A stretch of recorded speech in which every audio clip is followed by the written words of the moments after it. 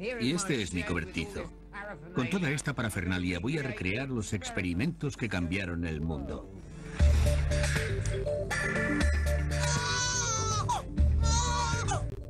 La ciencia de la genética transformará en 4 días.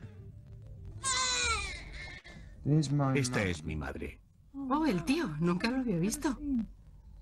Cómo se pasaban ciertas características de una generación a otra fue algo que confundió a científicos desde Aristóteles a Darwin. Vamos a averiguar cómo se resolvió el rompecabezas.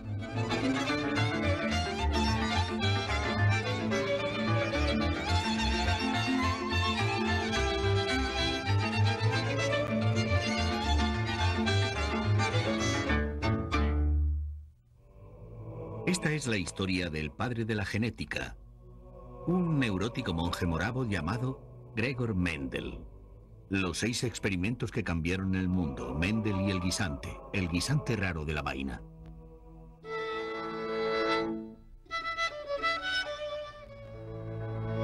Johann Gregor Mendel, que resolvió el misterio de la herencia, nació en esta casa en 1822. Está en una aldea pequeña llamada Hinchitza, ahora en la República Checa. El padre de Mendel era un agricultor que cultivaba principalmente fruta. La familia era pobre y dependía para todo de esos árboles. Aprender a plantar y cultivar era esencial para la supervivencia.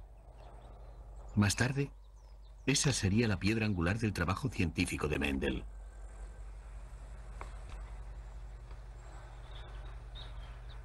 Mendel era un niño increíblemente brillante, por lo que sus padres se sentían presionados a ahorrar todo lo que pudieran para enviarlo a una escuela decente.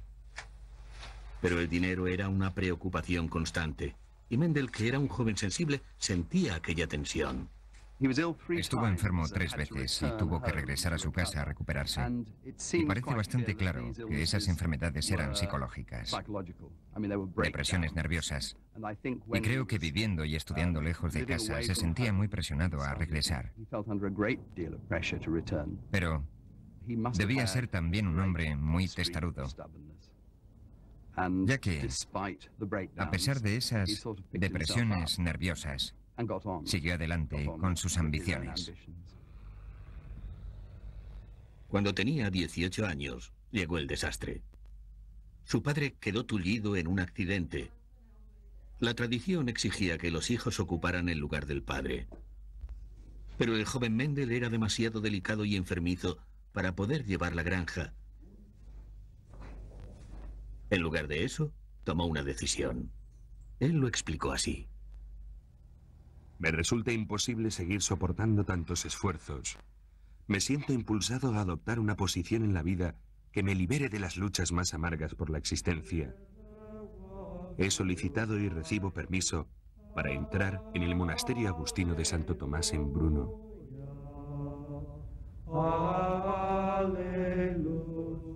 Ser miembro de la hermandad agustina era algo que encajaba muy bien en el joven Mendel. La orden alentaba a sus miembros a estudiar ciencia además de teología. El techo y la comida estaban garantizados, y la tranquila vida contemplativa se adaptaba bien a la personalidad de Mendel.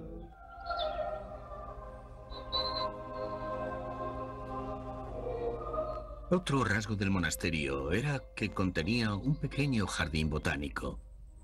Era poco más que una pequeña colección de flores moravas, pero transformó la vida de Mendel.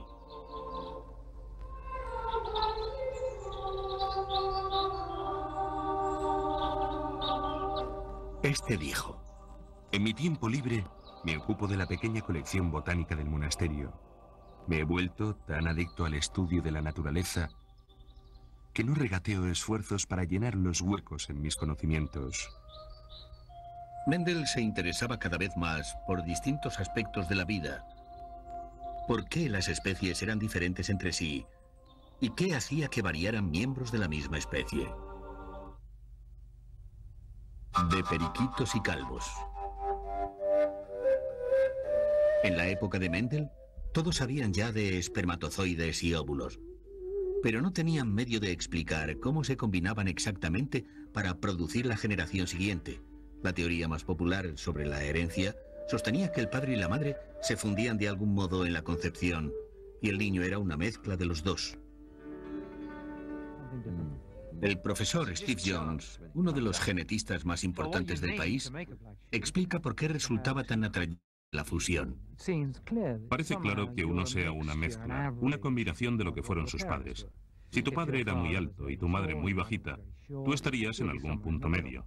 Y parece que el modo en que debe funcionar eso es que se mezclan sus sangres o se mezclan algunos fluidos, y todo el mundo lo cree así porque es evidente.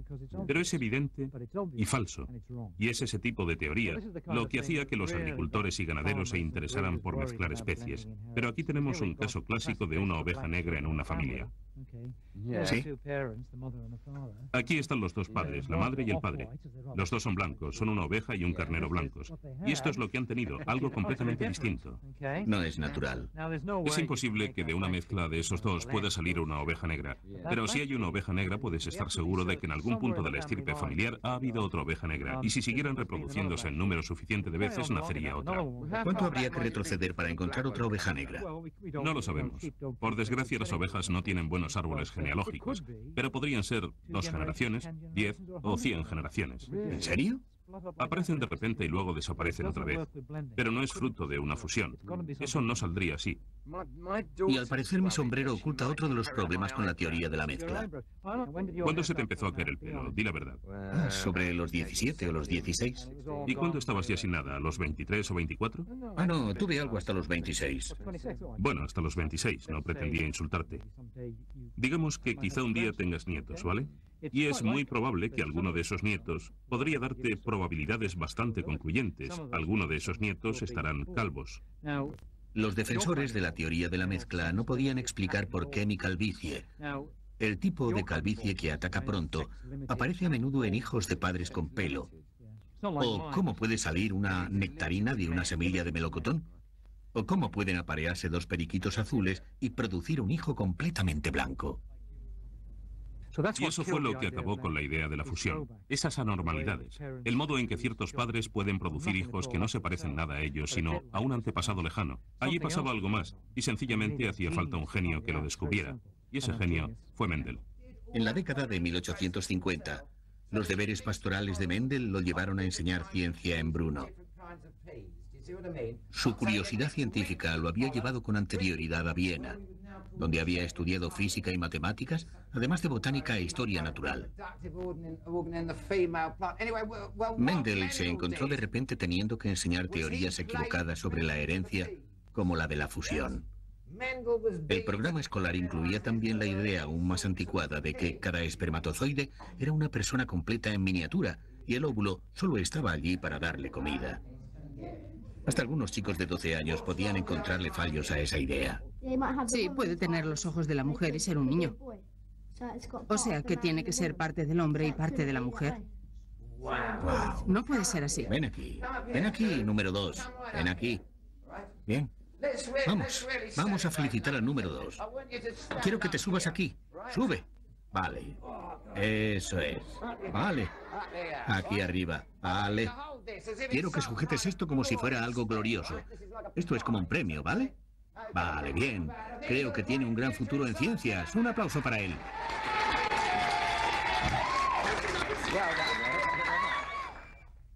El humilde guisante. En esos años de mediados del siglo XIX, la biología, tal y como se conocía hasta entonces, estaba a punto de dar un vuelco. En Inglaterra, Charles Darwin, recién llegado de su viaje a las Islas Galápagos, desarrollaba su teoría de la evolución por selección natural. Entretanto, en Brno, Mendel estaba a punto de embarcarse en un viaje propio. Un viaje que explicaría algo que Darwin no pudo explicar nunca. ¿Cómo funciona en realidad la evolución?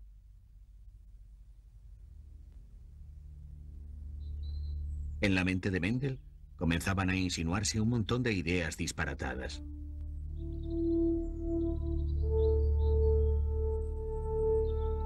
Sus observaciones del mundo natural lo estaban conduciendo a consideraciones revolucionarias sobre la herencia. Sospecho que no llegó allí desde la biología, sino desde la física. Desde la física y la matemática. Lo bueno de las matemáticas es que ahí no tienes fusiones, sino números. Y Mendel era evidentemente un matemático muy competente. Trabajó también en el departamento de física de la Universidad de Viena. Y obviamente sabía bastante de física. Y creo que eso le dio la entrada. Mendel pensó que si las matemáticas podían desvelar los secretos de la física, también podrían contarnos algo sobre biología, sobre la propia vida.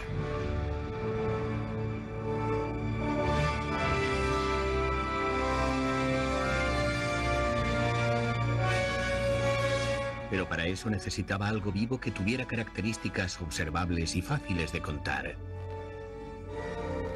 Y así fue como el humilde guisante entró a lo grande en el escenario científico.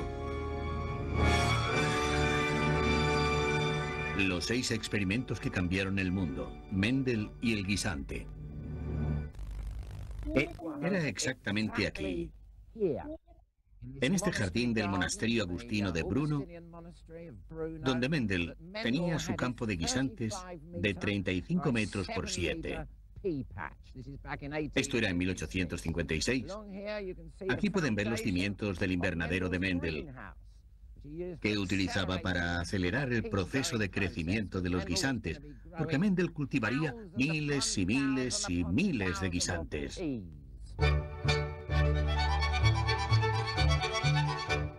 La manía de Mendel con los guisantes duró 8 años e incluyó unas 30.000 plantas. Con la ayuda del Departamento de Biología de la Universidad de Manchester, yo también voy a intentarlo.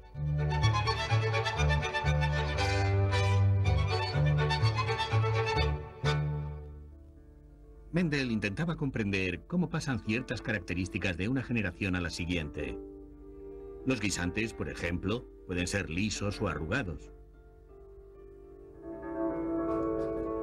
Mendel plantó un invernadero lleno de guisantes, la mitad lisos, la mitad arrugados, y dejó que crecieran.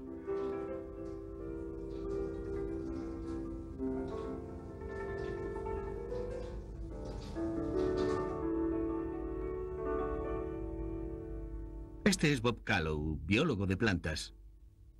Me está guiando en las partes más duras del experimento de Mendel. Tengo que cruzar cada planta que ha salido de un guisante liso con una planta salida de un guisante arrugado. Es muy complicado. Los órganos reproductivos del guisante son bastante modestos, por no decir otra cosa. Ya está abierto. ¿Dónde? ¿Esa cosa minúscula? Sí, si la miras verás que tiene pelos. Oh, es minúscula. Mendel tenía que sacar los pequeñísimos granos de polen de una flor de guisante e introducirlos en los trozos femeninos de otra. ¿Cuánto tiempo por flor tardaba Mendel en hacer esto? Bueno, depende de lo experto que fuera. A mí me lleva una media hora hacerlo todo. Mendel tuvo que hacerlo miles de veces. Debía de tener la paciencia de Job. Salen fácilmente. Después de 2 semanas, esa combinación de polen y óvulo se convierte en una vaina de guisante. Esos guisantes híbridos, de lisos y arrugados, harían dar al mundo un paso de gigante en dirección a la genética moderna.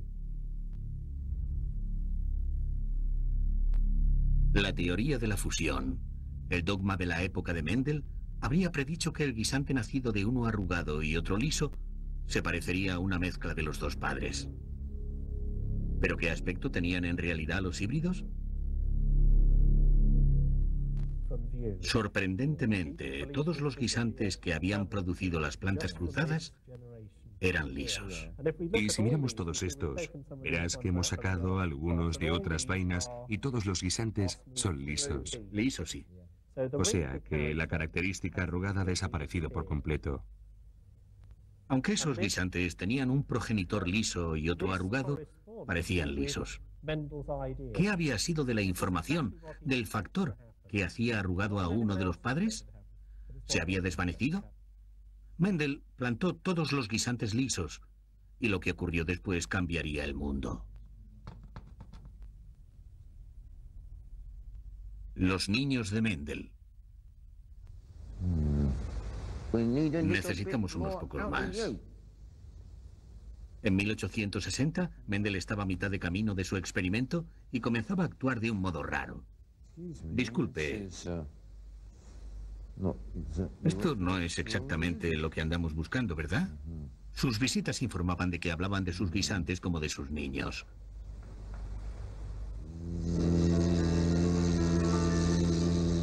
Después de unos meses, los guisantes lisos nacidos de padres híbridos de guisantes lisos y arrugados eran ya plantas crecidas. Mendel dejó que se autofecundaran, cosa que hacen los guisantes porque tienen polen y óvulo en la misma flor. El interrogante ahora era qué tipo de hijos producirían los guisantes lisos. Y ocurrió algo realmente asombroso. Los arrugados volvían a surgir como de la nada. Ahí hay 3 lisos, 3 arrugados. ¿Qué significa eso? El verdadero significado de esta vaina es, en primer lugar, que la característica arrugada ha vuelto a aparecer. Y en segundo lugar, que hay 2 tipos distintos de guisantes en la misma vaina. En la misma vaina. O sea, que tenemos cierta segregación. Esta es la característica que todo el mundo creía que había desaparecido para siempre y que Mendel mostró que había vuelto a resurgir en los nietos. Solo podemos... O sea que el factor de las arrugas existía en el padre liso, aunque no se mostrara. Pero ¿por qué había reaparecido en algunos de los hijos? Para descubrirlo, Mendel hizo algo que solo haría un matemático.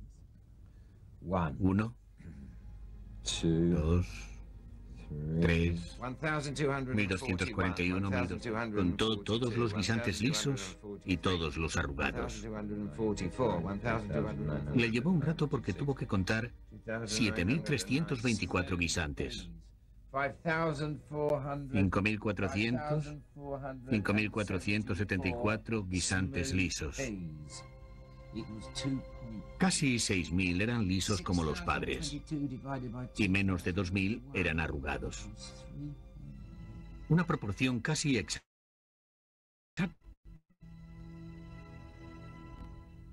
Era un gran genio porque fue capaz de pensar mucho más allá de esa proporción. ¿Qué es una proporción de 3 a 1? ¿Qué puede haber más aburrido que una proporción de 1/4 de guisantes arrugados? Pero a partir de ahí, él extrajo los fundamentos de la vida, que es que la vida está basada en partículas, unidades que no puedes ver, pero que están escondidas y pueden juntarse y separarse. Y a partir de ahí, ese es el descubrimiento que da origen a la genética. Todo empieza con esa iluminación brillante.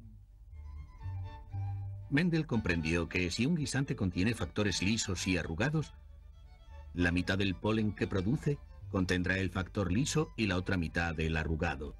Los óvulos se dividirán de modo similar, y el polen y el óvulo pueden combinarse exactamente de 4 modos distintos durante la reproducción. Liso con arrugado, arrugado con liso y arrugado con arrugado.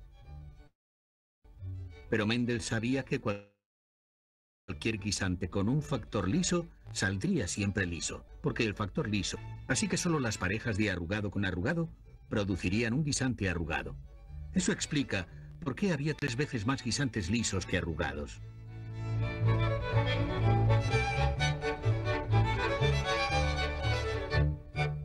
Llegará mi hora.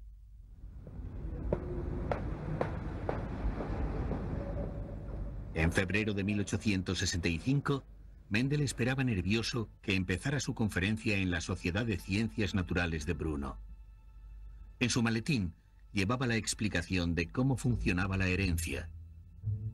¿Por qué nacían ovejas negras de blancas, nectarinas de melocotones? ¿Y por qué mis nietos pueden acabar calvos? Era el primer paso hacia la oveja Dolly.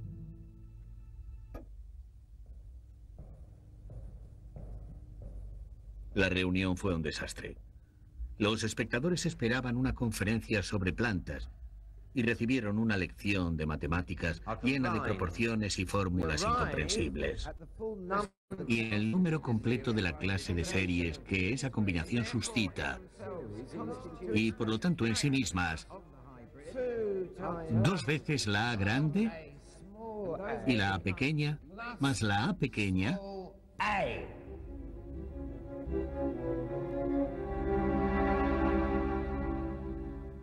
Las actas nos dicen que no hubo preguntas ni discusiones. Los asistentes se marcharon. Había nacido una ciencia nueva y nadie se dio cuenta.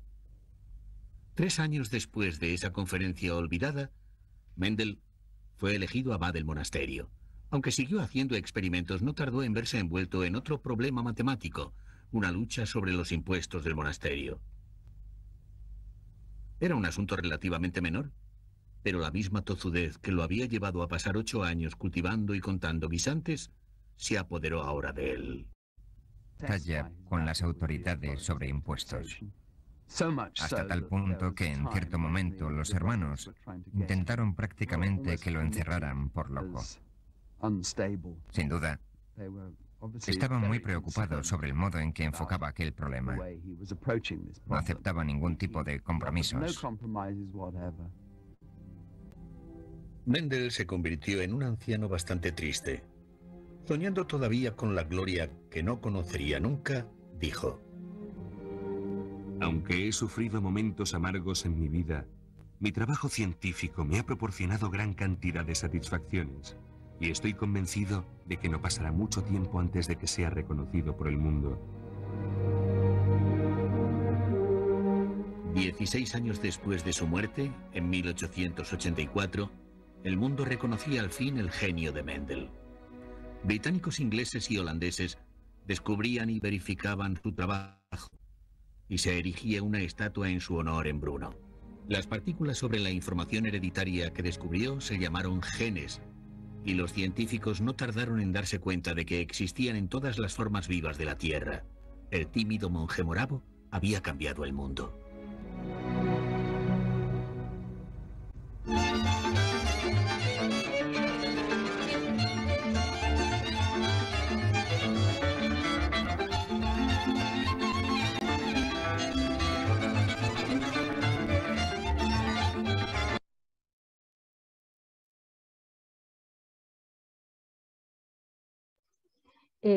Muy bien, no sé si alguien tiene alguna duda o comentario del video.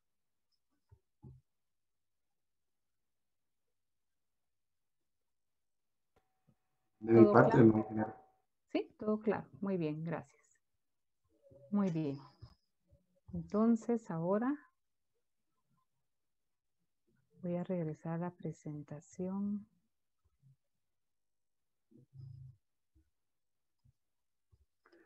Acá nos quedamos. Ya sé qué me está pasando.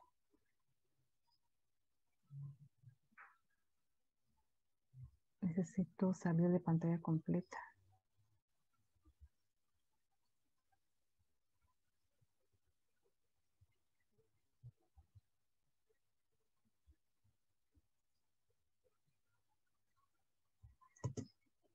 Ahora sí.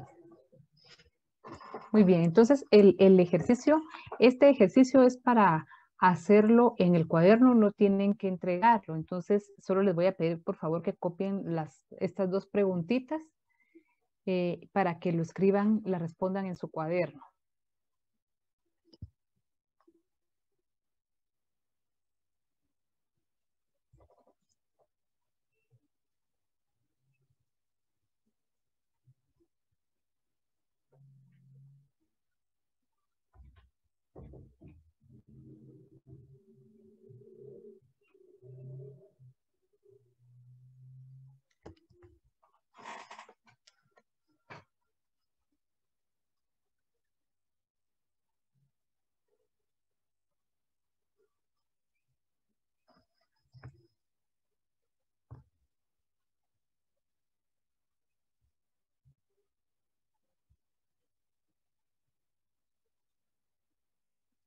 No sé cómo salir de pantalla completa.